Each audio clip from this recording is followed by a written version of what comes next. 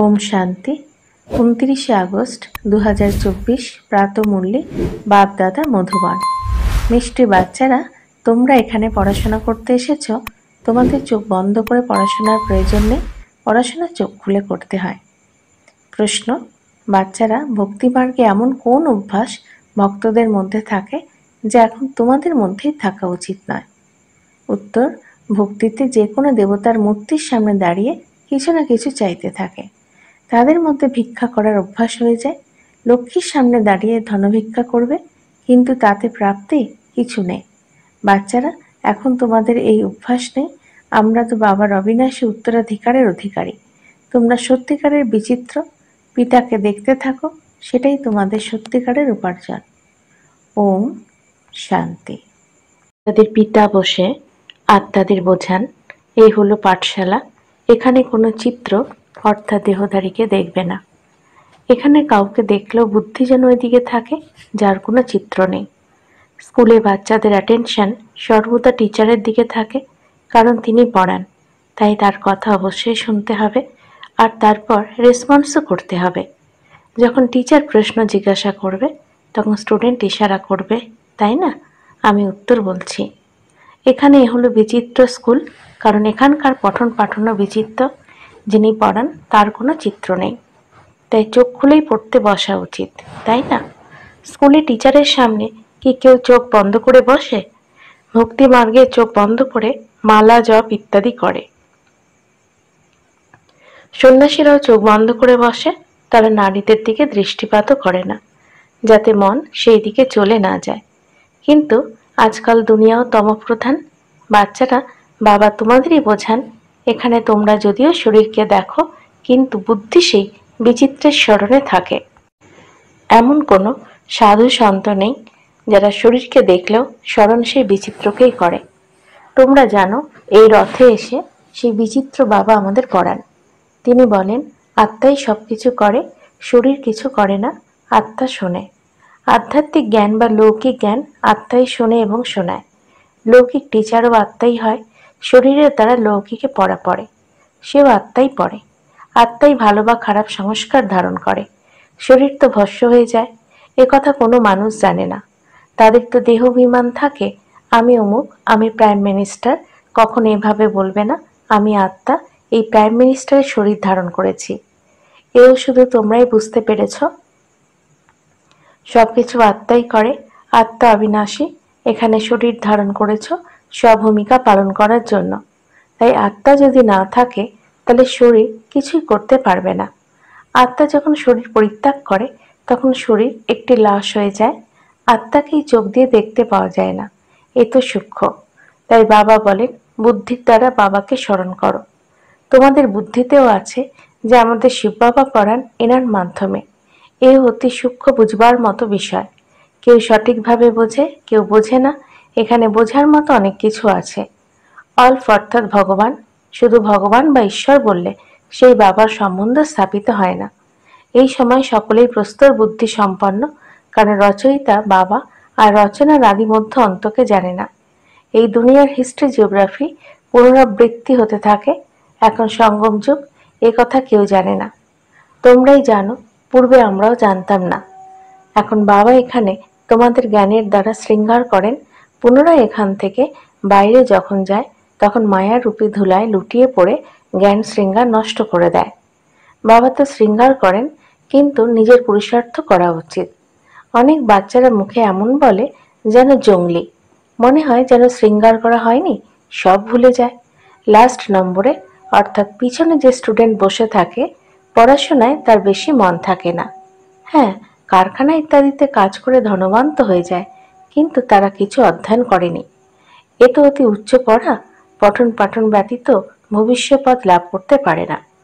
এখানে তোমাদের কারখানা ইত্যাদিতে বসে কোনো কার্য করতে হবে না, যার দ্বারা ধনবান হবে। এই সব কিছু তো বিনাশপ্রাপ্ত হবে, সঙ্গে যাবে শুধু অবিনাশী উপার্জন। তোমরা জানো, মানুষের যখন মৃত্যু হয় সে শূন্য হস্তে চলে যায়, সঙ্গে করে তো কিছু নিয়ে যায় না। কিন্তু তোমরা হাত ভরে নিয়ে যাবে, একে বলা হয় সত্যিকারের উপার্জন।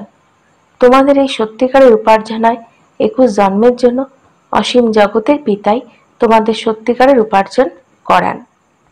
বাচ্চারা, এই ব্রহ্মা চিত্রকে দেখো, কিন্তু স্মরণ করো বিচিত্র বাবাকে, কারণ তোমরাও আত্মা।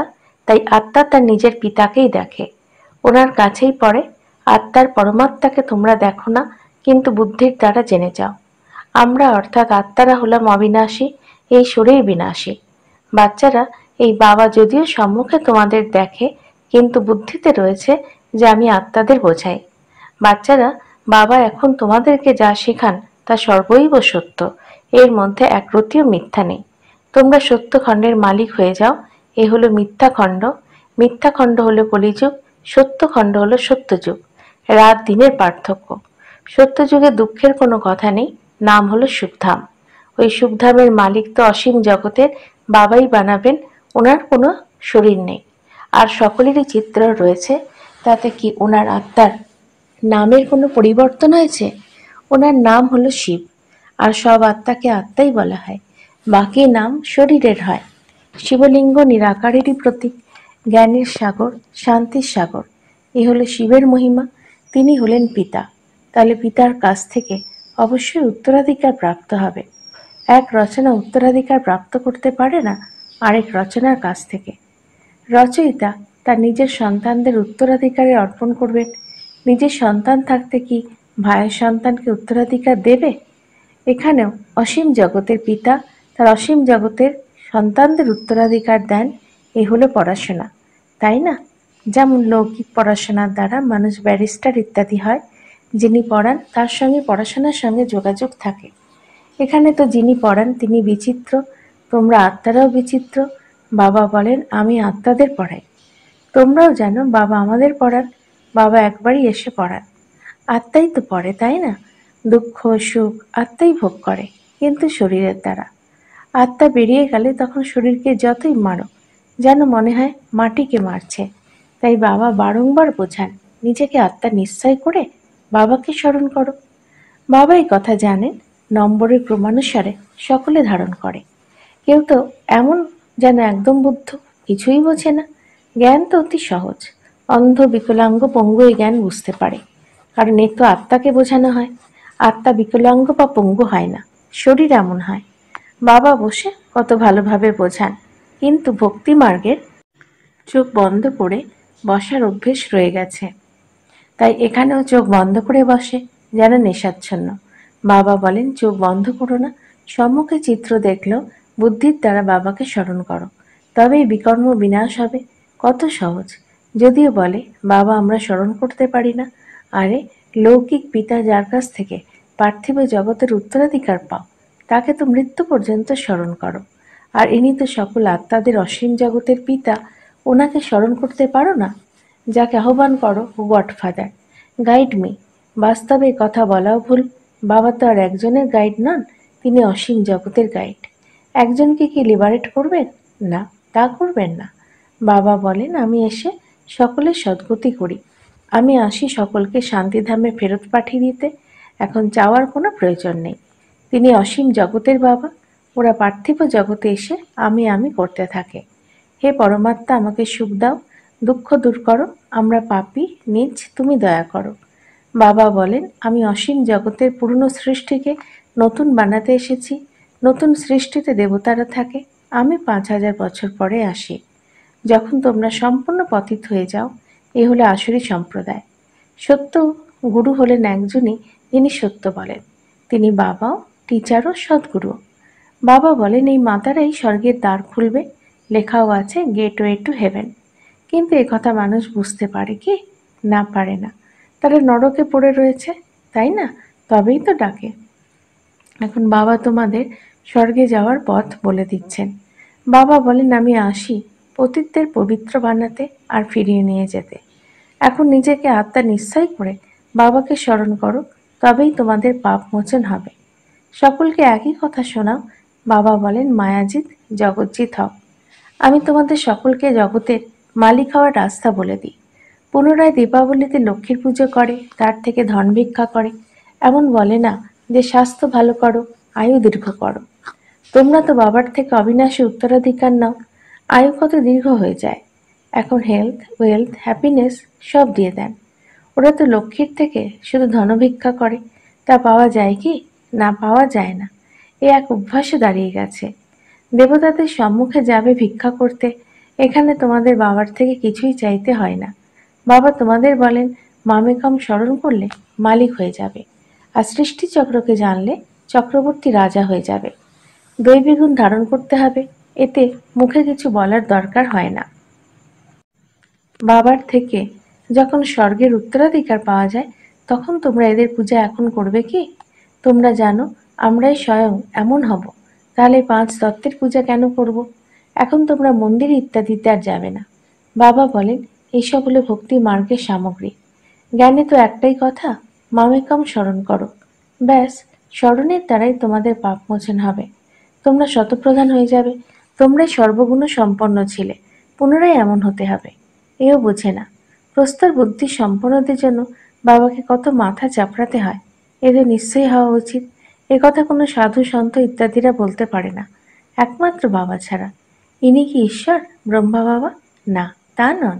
ইনি অনেক জন্মের অন্তিম লগ্নে এসে উপনীত হয়েছেন। আমি ওনার মধ্যে প্রবেশ করি, যিনি সম্পূর্ণ 84 জন্ম নিয়েছেন। গ্রাম্য বালক ছিলেন, পুনরায় শ্যাম থেকে সুন্দর হন। ইনি তো সম্পূর্ণরূপে গ্রাম্য বালকই ছিলেন, ব্রহ্মা। যখন একটু সাধারণ হয়ে গেছেন, তখন বাবার প্রবেশ করেন। কারণ এত বড় ভাটটি তৈরি করতে হয়েছিল, এদের খাওয়াবে কে? তাই অবশ্যই কোনো সাধারণত্ব চাই। এইসব বোঝার মতোই বিষয়। স্বয়ং বাবা বলেন, আমি এনার অনেক জন্মের অন্তিম লগ্নে প্রবেশ করি, যিনি কিনা সর্বাপেক্ষা অধিক পতিত হয়ে গেছেন। পুনরায় পবিত্র তিনি হবেন। 84 জন্ম ইনি নিয়েছেন। ততোত্তম। একজন তো নয়, অনেক রয়েছে, তাই না? সূর্যবংশে চন্দ্রবংশে যারা হবে, তারাই আসবে পুরুষার্থের নম্বরের ক্রমানুসারে। বাকিরা থাকতে পারবে না। দেরি করে যারা আসবে, তারা জ্ঞানও কম শুনবে, পুনরায় দেরিতেই আসবে। আচ্ছা, মিষ্টি মিষ্টি হারানিধি বাচ্চাদের প্রতি মাতা পিতা বাপদাদা স্মরণে স্নেহ সুমন আর সুপ্রভাত। আত্মাদের পিতা তার আত্মারূপী বাচ্চাদেরকে জানাচ্ছেন নমস্কার। আমাদেরও বাপদাদাকে ধন্যবাদ, নমস্কার। ধারণার জন্য মুখ্য সার 1, বাবা যেভাবে জ্ঞান শৃঙ্গার করেন তা স্থায়ী রূপে বজায় রাখার পুরুষার্থ করতে হবে। মায়ের রূপে ধুলায় জ্ঞান শৃঙ্গার যেন নষ্ট না হয়ে যায়, ভালোভাবে পড়ে অবিনাশী উপার্জন করতে হবে। 2, এই চিত্র অর্থাৎ দেহধারীকে সম্মুখে দেখেও বুদ্ধির দ্বারা বিচিত্র বাবাকে স্মরণ করতে হবে। চোখ বন্ধ করে বসার অভ্যাস করা উচিত নয়। অসীম জগতের পিতার কাছে কিছুই চাওয়া উচিত নয়। বরদান, সময়ের মহত্বকে জেনে ফার্স্ট সো ফার্স্টে আসার জন্য তীব্র গতির পুরুষার্থী ভব। অব্যক্ত পার্টে আগত আত্মাদেরকে last so first, first so first আসার বরদান প্রাপ্ত হয়েছে। তাই সময়ের মহত্বকে জেনে প্রাপ্ত হওয়া বরদানগুলোকে স্বরূপে নিয়ে এসো। এই অব্যক্ত পালনা সহজেই শক্তিশালী বানিয়ে দেয়, এই জন্য যত এগিয়ে যেতে চাও এগিয়ে যেতে পারো। বাপদাদার নিমিত্ত আত্মাদের সকলের প্রতি সদা সামনের দিকে উড়ে যাওয়ার আশীর্বাদ থাকার কারণে তীব্র গতির পুরুষার্থের ভাগ্য সহজ প্রাপ্ত হয়েছে। স্লোগান, নিরাকার তথা সাকারের মহামন্ত্রের স্মৃতি থেকে নিরন্তর যোগী ভব। ওম শান্তি।